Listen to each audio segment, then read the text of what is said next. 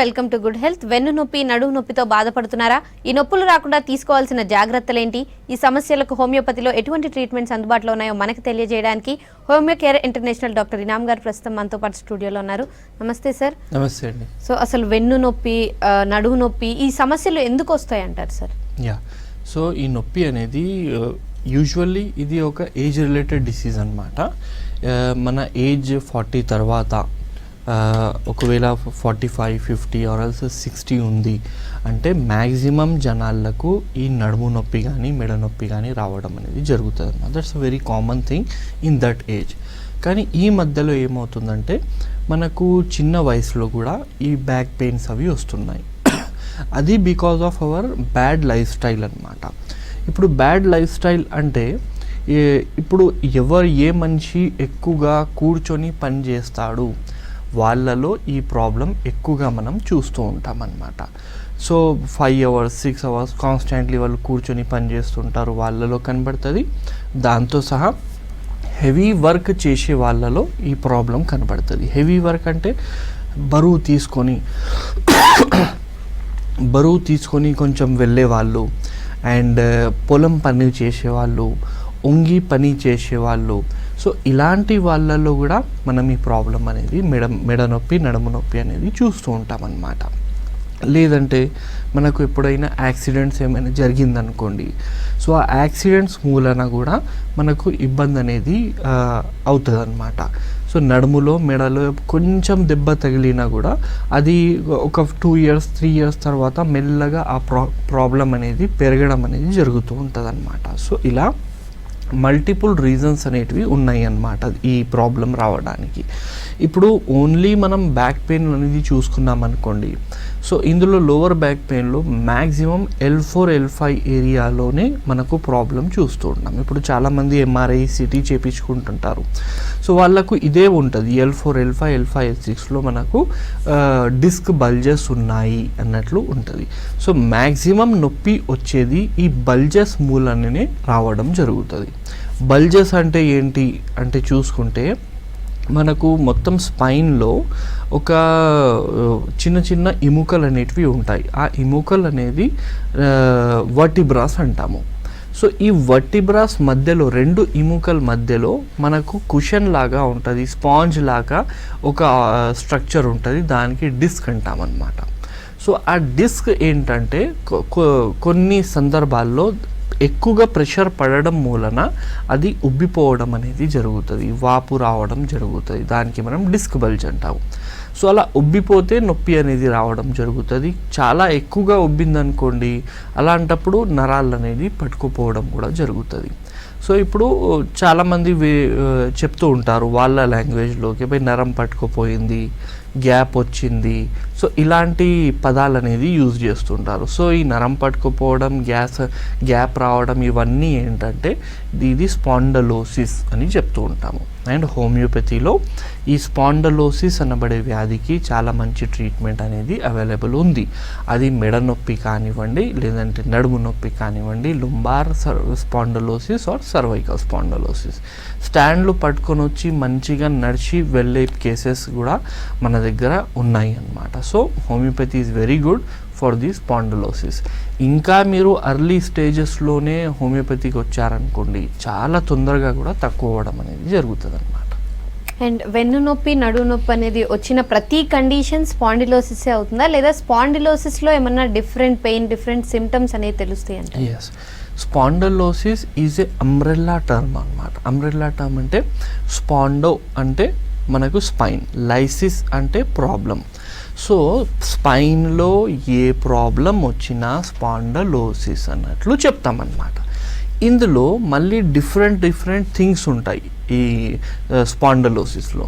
First ఏముంటుంది, bulges ఉంటాయి. Bulges వల్ల నొప్పి వస్తుంది. కొంతమందికి ఆస్టియోఫైట్స్ డెవలప్ అవ్వడం జరుగుతుంది అన్నమాట.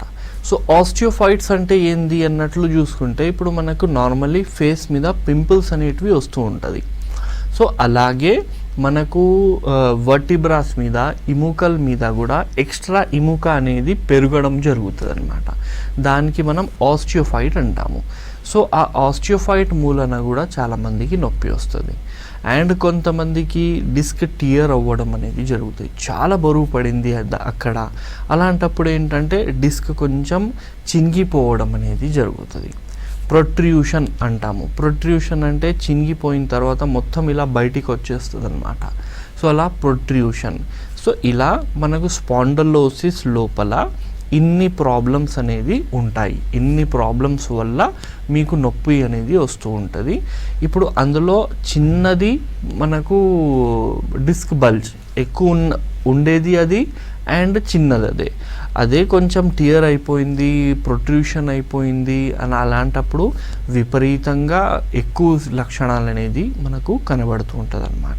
ఇది స్పాండలోసిస్. కొంతమంది ఈ పదంకి కొంచెం కన్ఫ్యూజ్ అవుతూ ఉంటారు, స్పాండలైటిస్ అని చెప్తూ ఉంటారు వాళ్ళు. సో స్పాండలైటిస్ కాదు, స్పాండలోసిస్. స్పాండలైటిస్ అనదర్ కండిషన్, అది ఒక డిఫరెంట్ వ్యాధి.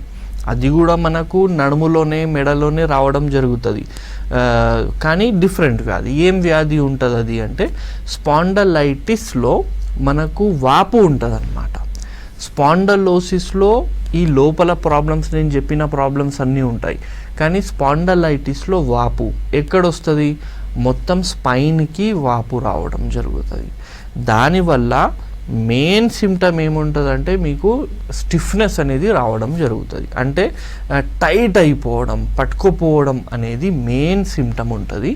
అది పట్టుకుపోవడం కూడా ఎందుకు ఉంది, మొత్తం స్పైన్ మీద మీకు వాపు వచ్చేస్తుంది. సో వాపు వల్ల ఒకవేళ నొప్పి వస్తుంది అంటే స్పాండలైటిస్. అదే మనకు లోపల డ్యామేజెస్ వల్ల వస్తుందంటే స్పాండలోసిస్. సో ఇది main difference. But the good news is స్పాండలైటిస్కి కూడా మెడిసిన్స్ హోమియోపతిలో ఉన్నాయి, స్పాండలోసిస్కి కూడా హోమియోపతిలో మెడిసిన్స్ ఉన్నాయి. రెండు కూడా మన దగ్గర తక్కువ అయ్యే కేసెస్ అనేటివి ఉన్నాయి అన్నమాట. అండ్ స్పాండిలోసిస్లో ఎన్ని రకాల స్పాండిలోసిస్ ఉన్నాయి అండ్ అవి ఎక్కడెక్కడ వస్తాయి అంటారు? స్పాండలోసిస్లో ఎలా ఉంటుందంటే అండి, cervical spondylosis and lumbar spondylosis ఇదే ఎక్కువగా రావడం అనేది జరుగుతుంది. సర్వైకల్ స్పాండలోసిస్ అంటే ఏంది, ఈ ఏరియాకి మనం సర్వైకల్ అంటాము. మెడ దగ్గర ఒకవేళ నొప్పి వస్తుంది, సో సర్వైకల్ స్పాండలోసిస్.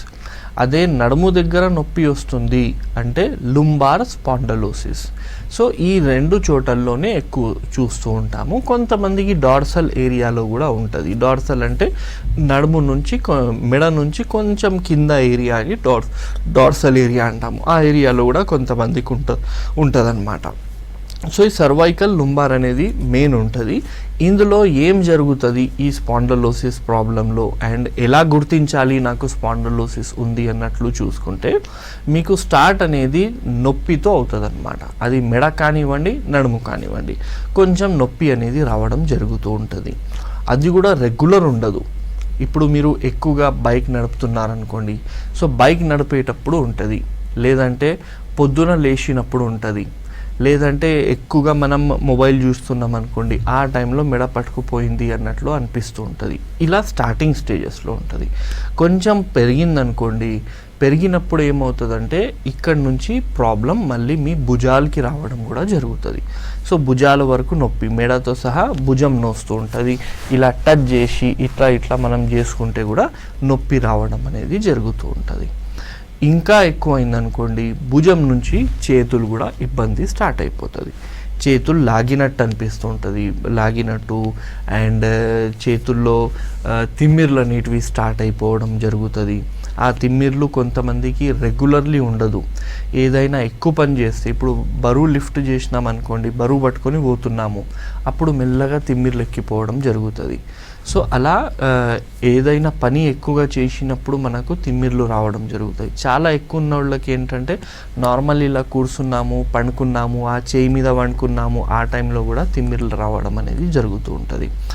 చాలా ఎక్కువైపోయింది, ఇప్పుడు తిమ్మిర్లు వచ్చినప్పుడు కూడా చక్కగా చూపించలేదు. అలాంటప్పుడు మనం నరాలు ఏంటంటే చాలా ప్రెస్ అయిపోవడం జరుగుతుంది. అలా ప్రెషర్ ఉన్నప్పుడు ఏంటంటే మనకు బర్నింగ్ కూడా స్టార్ట్ అయిపోవడం జరుగుతుంది అన్నమాట, డ్యామేజెస్ వల్ల. బర్నింగ్ అంటే మండినట్టు అనిపిస్తూ ఉంటుంది. ఎక్కడ మండినట్టు అనిపిస్తూ ఉంటుంది, అరిచేతుల నుంచి స్టార్ట్ అవుద్ది అనమాట. సో ఈ ఏరియాలో బర్నింగ్ ఉంటుంది, చాలా ఎక్కువ ఉందంటే మళ్ళీ చేతులు మొత్తం బర్నింగ్, లేదంటే మెడలో కొంచెం మండినట్టు అనిపించడం అండ్ భుజాలలో కూడా మండినట్టు అనిపించడం, ఆ విధంగా లక్షణాలు చూస్తూ ఉంటాము. ఇంకేమవుతుందంటే మనం కూర్చొని సడన్లీ ఇట్లా లేస్తున్నాం అనుకోండి, లేచినప్పుడు వాళ్ళకు కొంచెం కళ్ళు తిప్పినట్టు అనిపిస్తూ ఉంటుంది, వర్టిగో అంటాం దానికి. సో ఈ ప్రాబ్లం కూడా మనం సర్వైకల్ స్పాండలోసిస్లో చూస్తూ ఉంటాం అన్నమాట. ఓకే సార్, కాలర్ ఉన్నారు, నరసింహులు గారు. నమస్తే అండి. నమస్తే అండి, మీ సమస్య ఏంటో చెప్పండి సార్తో. Back pain madam. నమస్తే అండి. నాకు బ్యాక్ పెయిన్ అంటే లెఫ్ట్ సైడ్ మొక్కాళ్ళు నొస్తుంది, మొక్కాళ్ళు వస్తుంది. రైట్ సైడ్ అది ముందర ఆరికాలు వరకు ఉంది సార్. ఓకే, రైట్ సైడ్ మోకాలు వరకు నొప్పి ఉంటుంది, లెఫ్ట్ సైడ్ మొత్తం కాళ్ళు నొప్పి ఉంటుందా? బ్యాక్ పెయిన్ ఇక్కడ నుండి ఓన్లీ మొక్కాలు వస్తుంది, మొక్కాలు నొప్పి ఉంటుంది ఇక్కడ లెఫ్ట్ సైడ్ సార్. ఇంకా రైట్ సైడ్ వచ్చేసి అరికాలు కూడా ముందర మెడమ కాడ ఒకటి నొస్తుంది సార్. ఓకే ఓకే, తిమ్మిరి కూడా ఉంటుందండి? ఎంత తింగరు తప్ప. నేను ఇది ఇక్కడ బ్యాక్ పెయిన్ నుంచి మొక్కాలు ఇక్కడ లెఫ్ట్ సైడ్, ఇక్కడ లెఫ్ట్ సైడ్ రైట్ సైడ్ వచ్చేసి కింద అరికాలు సార్, అది ముందర నెట్వర్క్ కింద. సరేనండి. సో ఇది ఒక స్పాండలోసిస్ కేసే, అంటే మీకు కూడా ప్రాబ్లం ఉన్నది, ఈ డిస్క్ ప్రాబ్లం అనేది ఉందన్నమాట మీకు. ఇందులో మీరు ఏం చేయాలి, ఒకవైపు ఎక్కువ ఒక సైడ్ తక్కువ అనేది అవుతుంది. ఎందుకంటే ఏ సైడ్ మనకు ఎక్కువగా బల్జెస్ ఉంటాయో ఆ సైడ్ నొప్పి ఎక్కువగా మనకు తెలుస్తూ ఉంటుంది అన్నమాట. ఏ సైడ్ తక్కువ ఉంటుంది ఆ ఏరియాలో అంత తక్కువ ఉంటుంది. సో మీరు ఏం చేయాలి అన్నట్లు చూసుకుంటే కొన్ని ఫస్ట్ పేషెంట్ చేసే జాగ్రత్తలు అనేవి చాలా ఇంపార్టెంట్, దాని తర్వాత మెడిసిన్స్. సో పేషెంట్ తీసుకునే జాగ్రత్తలు ఏంటి, మనం పడుకుంటున్నాం అనుకోండి, ఒకవేళ ఎల్లింకలు పడుకుంటున్నాము, అలాంటప్పుడు మీ మోకాళ్ళ కింద ఒక దిండు అనేది ఉండాలి. అంటే మోకాళ్ళు కొంచెం ఇలా పైన లిఫ్ట్ అయ్యి ఉండాలన్నమాట. సో ఎల్లింకలు పండుకుంటున్నప్పుడు మోకాళ్ళ కింద దిండు పెట్టుకొని పండుకోండి. అదే మీరు ఇలా సైడ్కి తిరిగి పండుకుంటున్నారనుకోండి, ఆ టైంలో ఒక దిండు మోకాళ్ళ మధ్యలో పెట్టుకొని పండుకోవాలి. అండ్ కొంచెం నొప్పి ఒకవేళ ఎక్కువ అవుతుంది అనుకోండి, అలాంటప్పుడు చిన్న కుషన్ కానీ లేదంటే మన టవల్ ఉంటుంది దానికి రౌండ్ చేసుకొని ఏ ఏరియాలో నొప్పి వస్తుంది అక్కడ పెట్టుకొని కొంచెం సేపు పండుకోవాలన్నమాట. సో ఈ విధంగా మీరు పండుకోవడం అనేది చెయ్యాలి. దీంతో సహా మీరు ఎప్పుడు కూర్చున్నా మీరు ఇలా మొత్తం వంగి కూర్చోవడం అనేది చెయ్యకూడదు. కొంచెం స్ట్రెయిట్గా కూర్చోడానికి ప్రయత్నించాలి. మీ చైర్ కూడా ఎట్లా ఉండాలంటే ఈ ఏరియాలో మీకు కొంచెం ఇట్లా ఉండాలన్నమాట, బెండ్ ఉండాలి ఈ ఏరియాలో. సో మన మెడ అనేది మన నడుము అనేది ఇట్లా స్ట్రెయిట్ ఉంటుంది. సో ఇది కూడా మీరు జాగ్రత్త పడాల్సిన అవసరం ఉంటుంది. అండ్ దీంతో సహా వెయిట్ అనేది లిఫ్ట్ చేయకూడదు ఎక్కువగా. ముఖ్యంగా వంగి ఏదైనా వెయిట్ లిఫ్ట్ చేయడం అనేది చాలా తప్పు, అది చెయ్యకండి. సో ఈ జాగ్రత్తలు తీసుకుంటూ, ఇప్పుడు అయితే ఓన్లీ జాగ్రత్తలు తీసుకుంటే తక్కువ అయిపోయే స్టేజ్ వెళ్ళిపోయింది, మందులు అవసరం పడుతుంది మీకు. కాబట్టి మీ దగ్గర ఉన్న హోమియో కేర్ ఇంటర్నేషనల్ క్లినిక్ అనేది ఈ నెంబర్ మీద ఫోన్ చేసుకొని మీరు వాళ్ళు మీకు గైడ్ చేస్తారు. సో క్లినిక్కి వెళ్ళండి, అక్కడ అవైలబుల్ ఉన్న డాక్టర్స్ మీకు థరోలీ ఎగ్జామిన్ చేసి మీ రిపోర్ట్స్ చూసి మెడిసిన్స్ ఇస్తారు. Definitely you will be all right అన్నమాట. ఓకే సార్, మరో కాలర్ ఉన్నారు, నరేష్ గారు. నమస్తే అండి. సార్ నమస్కారం. మీ సమస్య ఏంటో చెప్పండి సార్. నడుము నొప్పి ఎప్పటి నుంచి ఉందండి? సార్ ఇప్పుడు 3-4 years. 3-4 years. నడుము నొప్పి మాత్రమే ఉందా లేదంటే కాళ్ళల్లో కూడా ఇబ్బంది ఏమైనా ఉంది? లేదు సార్, కాళ్ళలో ఒకసారి ఇబ్బంది ఉంటే మన డాక్టర్ని కలిస్తే కర్నాల్లో ఇంజక్షన్లు వేసాను. Okay okay okay. ఇంజక్షన్ వేస్తే తక్కువైంది, ఇప్పుడు ఓన్లీ నడుము నొప్పి బాగా అవుతుంది. సరేనండి, చెప్తాను. ఇప్పుడు నడుము నొప్పి మాత్రమే ఉంది అన్నట్లు చెప్తున్నారు కదా. సో ఇందులో మీరు టెస్ట్ చేసుకోవాల్సిన అవసరం అనేది ఉంటుంది. HLA-B27 అన్నట్లు ఒక బ్లడ్ టెస్ట్ ఉంటుంది అన్నమాట. అది మీరు చేయించుకోండి. కాళ్ళలో ఇప్పుడు ప్రస్తుతానికైతే లేదు, నడుములో మాత్రమే ఉంది అంటే ఈ టెస్ట్ చేయించాలి. ఒకవేళ ఈ టెస్ట్ మీకు పాజిటివ్ వచ్చిందనుకోండి, అలాంటప్పుడు మీకు వేరే వ్యాధి అనేది ఉంది, అంటే లుంబార్ స్పాండలైటిస్ అన్నట్లు వ్యాధి ఉంటుంది. ఆ వ్యాధి ఉంది అన్నట్లు అర్థం. అది నెగిటివ్ వచ్చింది అనుకోండి, అలాంటప్పుడు మనకు ఒక సిటీ స్కాన్ తీసుకుంటే మనకు ఈ నొప్పి ఎంతవరకు డ్యామేజెస్ అయిన తర్వాత వస్తుందన్నట్లు తెలుస్తుంది అనమాట. ఎంత బల్జెస్ అనేది ఉంది, ఎంత కంప్రెషన్స్ అనేటివి ఉన్నాయి అన్నట్లు మనకు తెలుస్తుంది. దాని తర్వాత మెడికేషన్ స్టార్ట్ చేసుకోవచ్చు. మీరు ఓన్లీ నడుములోనే ఉంది అన్నట్లు చెప్తున్నారు కాబట్టి మీకు తొందరగా క్యూర్ అయ్యే అవకాశం ఉంటుంది. ఒకటి ఏంటంటే, ఇంతకు ముందు కాలర్కి నేను ఏమేమి జాగ్రత్తలు చెప్పానో ఆ జాగ్రత్తలు మీరు కూడా పాటించాల్సిన అవసరం ఉంటుంది. దాంతో సహా చాలా దూరం వరకు మీరు ట్రావెల్ చేస్తున్నారనుకోండి, అలాంటప్పుడు ఏంటంటే కొంచెం లుంబార్ బెల్ట్, సపోర్ట్ బెల్ట్ అనేది యూజ్ చేయాల్సిన అవసరం ఉంటుంది. ఆ బెల్ట్ యూజ్ చేస్తే ఏంటంటే మనకు బరువు అనేది ఎక్కువగా డిస్క్ మీద పడకుండా ఉంటుంది అనమాట. సో ఆ లుంబార్ బెల్ట్ యూజ్ చేయండి. అండ్ కరీంనగర్లో మన హోమియోకేర్ ఇంటర్నేషనల్ క్లినిక్ ఆల్రెడీ ఉంది. సో ఆ కరీంనగర్ బ్రాంచ్కి వెళ్ళి మీరు చెక్ అనేది చేయించుకొని మెడిసిన్ తీసుకుంటే ఈ పూర్తిగా పర్మనెంట్గా తక్కువైపోయే అవకాశం అనేది ఉంటుంది అనమాట. ఓకే సార్, మరో కాలర్ ఉన్నారు, రాజు గారు పెద్దపల్లి నుంచి. నమస్తే అండి. నమస్తే అండి, మీ సమస్య ఏంటో చెప్పండి సార్. అది ఇప్పుడు నేను పొలం పనులు చేస్తా, ఇది ఒక ఒడ్డు నుంచి ఒక జారి పడ్డా, పలకపోయింది కాలు మొగట్ల. పలకపోతే అది పుడక కూడా మొగట్లో నొప్పేస్తాను, నరాలన్నీ చుట్టూ చుట్టాలు పడతాయి నైట్. ఓకే, సో నరాల్లో మొత్తం గుంజినట్టు అనిపిస్తుంది. హలో సార్, సో నరాళ్ళు గుంజినట్టు అనిపిస్తున్నాయా? నరాలు చుట్టూ నరాలు పడతానే, కాలు నడవనిస్తుంది, నొప్పిగా ఉంటుంది. వాపు ఉంది కొద్దిగా, ఇప్పుడు 2 నెలలు అయినా పడింది. అచ్చా, వాపు కూడా వచ్చేసిందా? వాపు ఉంది కొద్దిగా. ఎక్కడి నుంచి ఎక్కడి వరకు ఉంది వాపు? ఆ మోకాల మీదనే ఉంటుంది. ఇప్పుడు 2 నెలలు అట్లా వాపు ఉంటుంది, ఎక్కువ దిగుతే. ఓకే, సరేనండి, చెప్తాను. యూజువల్ ఏంటంటే అండి, మనం పొలం పనులు చేస్తున్నప్పుడు తెలియకుండా మన కాళ్ళు అనేది గుంతల్లో పడిపోవడం అనేది జరుగుతుంది.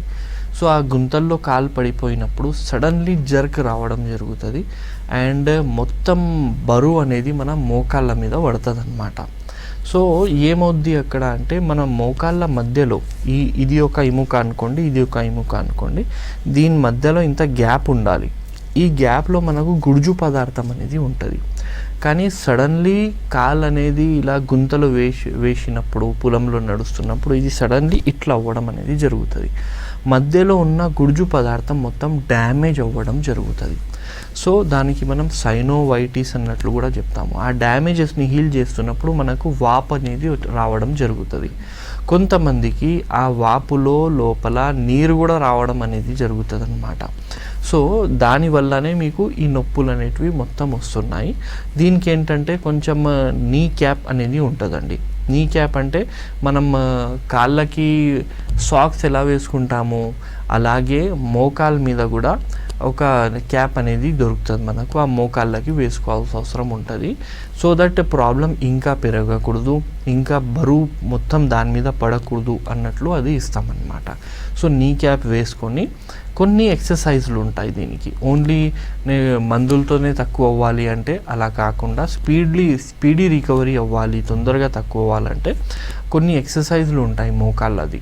అది కూర్చొని చేయొచ్చు మనం. సో ఆ ఎక్సర్సైజ్లు చేసుకుంటూ మనం మందులు యూజ్ చేస్తే సెట్ అయిపోవడం జరుగుతుంది అన్నమాట. పెద్ద ఇబ్బంది ఏం కాదు. బెటర్ ఏంటంటే ఒక్కసారి ఎక్స్రే తీపించండి. ఎక్స్రే తీపించుకొని మన దగ్గర హోమియోకేర్ ఇంటర్నేషనల్ క్లినిక్కి రండి, పూర్తిగా తక్కువ అయ్యేటట్లు ఇవ్వచ్చు అన్నమాట. Thank you so much Inam. Okay, ఇది ఇవాళ good health. Stay tune to V6 news.